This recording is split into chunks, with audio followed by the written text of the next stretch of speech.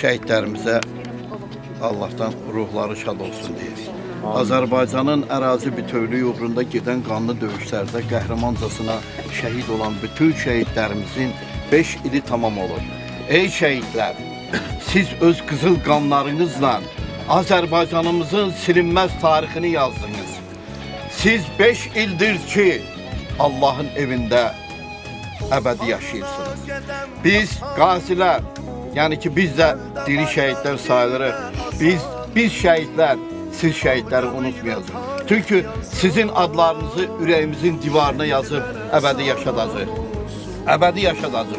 Siz ebedi yaşayacaksınız.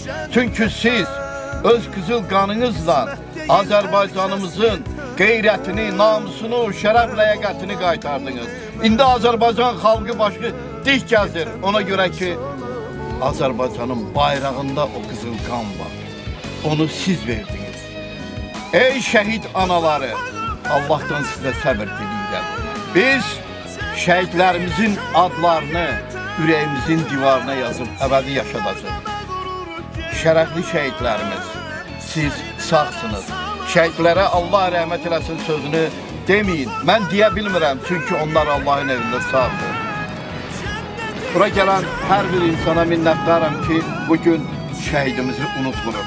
Ayxan, sen cennetin kapısında, cennetin evinde, Allah'ın evinde bütün şehitlerimize salam olsun deyirik.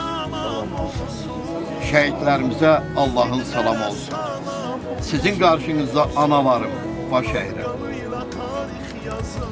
Şərəfiniz Allah yanında uzaq olsun. Size Allah'tan səbir. Amin.